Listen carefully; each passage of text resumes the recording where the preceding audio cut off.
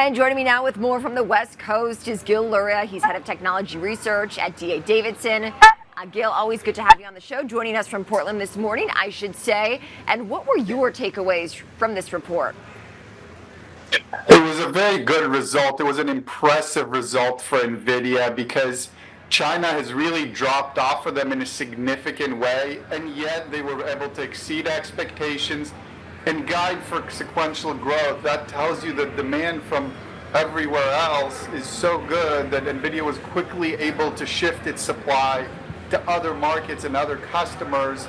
So the impact was negligible compared to what it could have been, considering their second biggest market is almost now shut down for them. Yeah.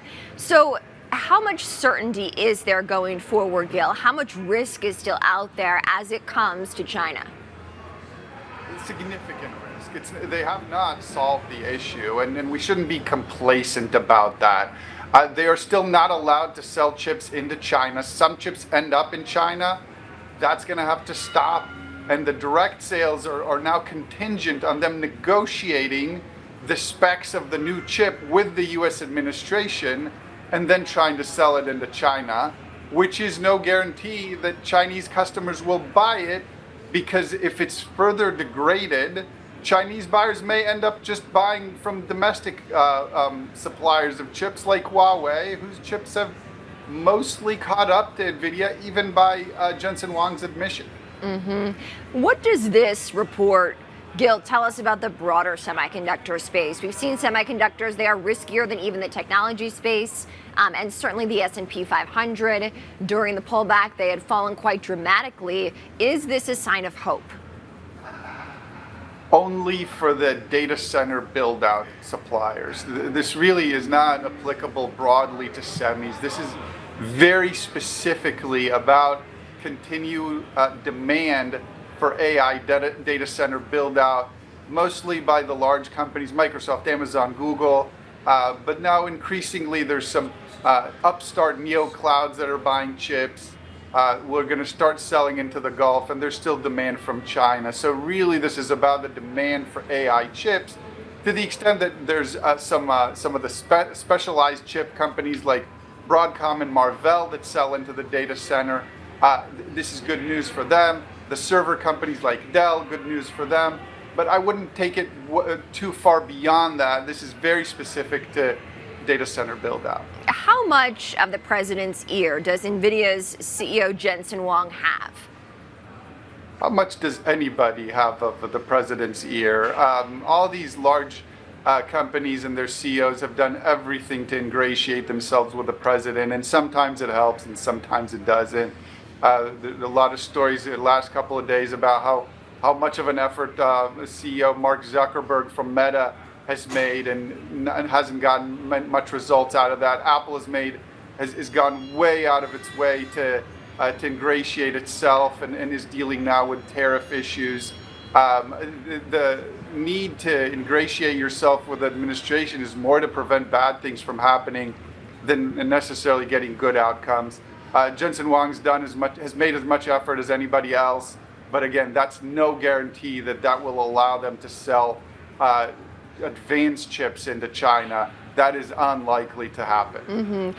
I do want to ask about what this might mean for businesses and consumers, Gil. My previous guest was saying that she is seeing, based on the economic data and the Fed minutes yesterday, signs of weakening. Certainly consumer spending came down in the second revision of first quarter GDP amid changes in trade policy. We are anticipating higher prices, if only temporarily. Any clues from NVIDIA's report as to where prices of its chips and even its supply chain costs are heading? Yeah, interestingly, NVIDIA said that there hasn't really been changes on either the material changes on either the cost or the price side.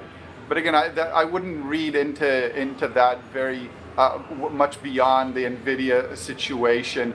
Clearly, the consumer is weakening overall. It was weakening even before DOGE, before tariffs, before all these disruptions. So that we expect that to continue. That's why our preference is for companies that have more of an enterprise exposure, like Microsoft, to a certain extent Amazon, Meta, are probably in a better position than companies that are more focused on the consumer, because that may continue to weaken while the enterprise spend is probably going to hold up a little better. What do you make of NVIDIA's stock at these levels, priced at $142 a share in the after-hours trade, up about 5.5%? That reflects a very bullish scenario, not only for AI overall, but for NVIDIA to be able to recover that China market.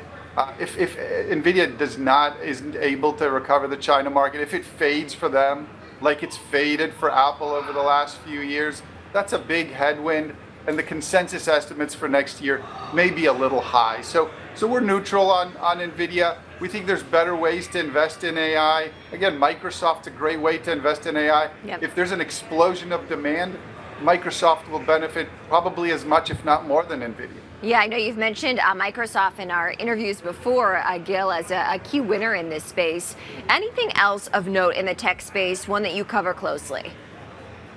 Yeah, so infrastructure software is going to be necessary. Wherever we see success in AI, we're going to need to put the pieces in place to make it work. So our data has to be in one place, in the cloud. It has to be observed and monitored. So companies like Snowflake, Datadog, Dynatrace, JFrog, these are infrastructure software companies. They're behind the scenes, but they make it all possible. And whatever applications we end up using for AI, we're going to need to use those types of products in order to make that happen. So that's really where our focus is right now on the technology front.